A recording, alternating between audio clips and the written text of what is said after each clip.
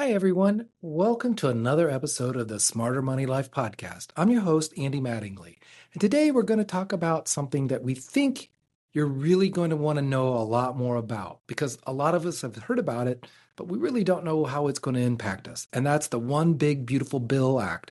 There's a lot of tax law changes for you and your family. So whether you're planning for your upcoming tax year or just want to understand how these changes might impact your household finances, we're here to break them down with the key provisions and practical implications so you can live a smarter money life.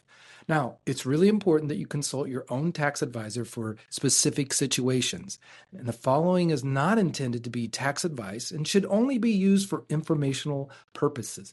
And as a note, some portions of this podcast were recorded prior to the ending of the government shutdown, which might be the reason why you hear a couple of references to that and what the impact could be had it lasted longer. Joining me today is Kevin Umberger, Tax Director with a focus in manufacturing from Blue & Company. Now, he's here to help us unpack the details and answer questions you might have about the One Big Beautiful Act and its potential impact on your tax situation. Kevin, thanks for joining us today. Yeah, thanks for having me. And we're just going to jump in because, on this podcast, we like to just jump right in. So let's just start with the basics. What are the headline changes that people should know about this act? I guess before we completely jump in, let's just define a few terms. With the One Big Beautiful Bill, we've kind of come to calling it the OB3 tax bill. So, a few things that you should probably know before we get too far into this is that, this is really an extension of prior Trump tax legislation, the Tax Cuts and Jobs Act, which was passed in late 2017, was really, a substantial tax bill. It was really the first real major tax overhaul since 1986. And this OB3 tax bill is really an extension of several of those provisions and then an addition of several new ones. Oh, that makes sense. And, that is important because some of these things that are in it, people are already experiencing. So it's like keeping that going instead of what could have happened. They could have reverted back to pre-2017. This could have reverted back to pre-2017 tax codes, which would have made a big impact for a lot of people. Yeah, it would. There were several expiring provisions that were set to take effect at the end of 2025. So I think there were several changes on the horizon that we were trying to plan for and get ahead of, with some uncertainty that this bill was really ever going to happen. Yeah, that does make sense. So what are some of these things that people should know about, some of the changes that have come out then? Yeah, some of the major headlines, I think before with the headlines, you kind of have to understand which headlines you're focusing on. There's the business element of this, there's the estate gift planning element of this, and then there's really the individual side of this. On the business side, there's three kind of major components, and we won't spend too much time on those, but there was an interest expense limitation that was affecting a lot of taxpayers, basically making interest less deductible than it had been previously. The expensing of new equipment was phasing out. It was sunsetting 20% per year over a 5-year period, and we were starting to get towards the end of that. And then there was an add back for research and development expenses that were previously fully deductible. They were now being added back and amortized over a 5 or 15-year period. Sure. Okay. And that's, like with a lot of businesses, that's kind of some important details that can be very helpful, especially as they're looking to move forward in the next couple of years with what they want to do as a business, right? Yeah. And there's a lot of timing elements of these two that kind of required some really careful planning. Previous lifetime exemption was down to $7 million. And we were set to sunset back to that here at the end of the year. So there was a lot of planning over the past 2 to 3 years, to take advantage of the currently higher exemption amount. Okay. So what about some credits and deductions? Is there anything changing in that area? Yeah, more on the individual side here. There's a permanent extension of the Tax Cuts and Jobs Act, tax rates and brackets. Those were largely favorable changes when TCJA was passed. It was, for the lower bracket individuals, those rates were, a significant savings for some people, especially on the lower end. Okay. And do we have any other like credits that are changing? Maybe even some things for families? Yeah, there's the no tax on tips and overtime, which I think we'll talk about a little bit more detail here in a few minutes. There's a standard deduction increase. There's an additional standard deductions for seniors. The state and local tax deduction increased from 10,000 to 40,000. Then there's a new deduction for auto loan interest on passenger vehicles. Yeah, and that one is something that here at Forum we've looked into because it's not on every passenger vehicle, and there's certain requirements and certain things you have to do. And just for our listeners, be looking on your year-end statements. It'll show you what the interest that you've paid on that. You're still going to have to decide whether your vehicle meets the requirements for that. That's something you'll want to talk to your tax advisor about. So. Yeah, take a close look at that one because it's really limited to new vehicle purchases after the beginning of 2025. Yeah, exactly. Do you want to dive into a little bit about this whole thing about temporary relief for tips and overtime then? Yeah, with the tips and overtime, it's a $25,000 deduction against earned tips. It's a $12,500 deduction against overtime pay. So it's something to keep in mind. I think this was largely publicized as no tax on tips and overtime, but I'd be careful with that. That for those who work in industries where a high degree of tips and overtime are earned, it may not be 100% no tax on tips or overtime. Yeah, I think the way I've heard other people say it is it's no tax on some tips and overtime, not all tips and overtime. At least you should think that way to begin with. Yeah, it's effectively a deduction against those tips and overtime income. So it'll significantly reduce the tax burden and maybe even fully eliminate it for some. But for professional waiters and waitresses, maybe bartenders or even some laborers who earn a significant amount of tips through overtime, significant amount of their income through overtime, they may end up paying some amount of tax on their overtime.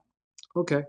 And those are all good things to be looking at. And those are all effective for 2025, correct? So when you're filling out your tax return coming up here, probably end of February, those are all things that you want to be looking at, correct? Yeah, these changes are effective really for a short period of time here. It's for 2025 through 2028 tax years. Okay. Yeah, that's important. I want to make sure that people realize they've got to look at those things. Are there any rollbacks or changes that people might be surprised with? Because there's so much in this bill when you look at it. There's so much. Yeah, there's, we were looking at this a little bit. Yeah, I think I'd mentioned earlier that the 1986 Tax Act was, significant kind of landmark bill. It encompassed about 300 tax provisions. TCJ, kind of set the new bar at about 400, and the OB3 bill, with its extensions of some of the other legislation, comes in at well over 500. So wow, it's a lot to unpack, but there are some rollbacks and changes that I think we have to be aware of. The no tax on tips or overtime. I think we talked about that one. That's one thing that might surprise some people. The other real significant area that's impacted, I'd say, from a negative perspective is really the credit industry. So anybody who's receiving benefits or was previously receiving benefits for investments in energy credit, solar, electric, those types of credits, I think were significantly reduced. Yes. And some of those incentives even went away very quickly in the fall. Like they went away even before the year was out. Were there any changes with child tax credits or any of those things, or did they make anything permanent with any of those? Yeah, so the child tax credits saw a relatively minor increase. It was maybe 10% in total, but the child tax credit increased from $2,000 per child to $2,200 per child. It's not what I would consider a major change personally, but for those who do benefit from it with multiple children, it does become worth monitoring for sure. Okay. Was there anything else with any changes? We talked about the energy credit rollbacks, but were there any other changes with anything else in the tax bill that you think people might be surprised by? One thing I would mention is, the additional $6,000 deduction, standard deduction for seniors. That's something to make sure that you understand if it's applicable to you. That $6,000 additional deduction is, it's in addition to your standard deduction or your itemized deduction. So if you're a senior, whether you're itemizing or taking the standard deduction, you get the additional $6,000 bump. So something to make sure that you capture. Yeah, that is important. And I'm assuming with seniors, it's age-based, or is it whether you're working or retired, or how did they put that in? Yeah, seniors are kind of loosely defined. It's in this terms, it's over 65 years old. Okay. Now, with these changes, what should people be doing now and planning for the future? Because I'm sure there's a few things they should start doing. Yeah, whenever there's changes in the tax code, it often creates a lot of benefits from a timing perspective.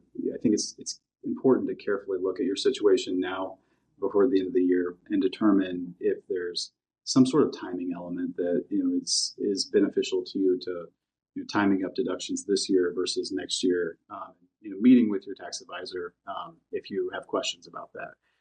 A couple other things to think about too is if you're receiving a significant refund, maybe as the result of some of these changes, or if you're underpaid, I think it's worth taking a look at your W-4 and potentially adjusting your withholding, or you may be considering making estimated payments. Yes. That's always, I think planning is something that people don't think about, and they don't think they can change what happens, in their financial life. They're like, well, I can't really do anything about it because, some people, they fill out their W-4 when they first started the company. They never think about changing it again. And with all the things as their life changes, and they have kids and different things, and they move into different tax brackets, all those different things can change those. And it's really pretty easy if you're working with a tax advisor, or even if you're doing with something online, you can project what your tax is going to be next year based on what you think your income is going to be. And so pretty easy to kind of do it.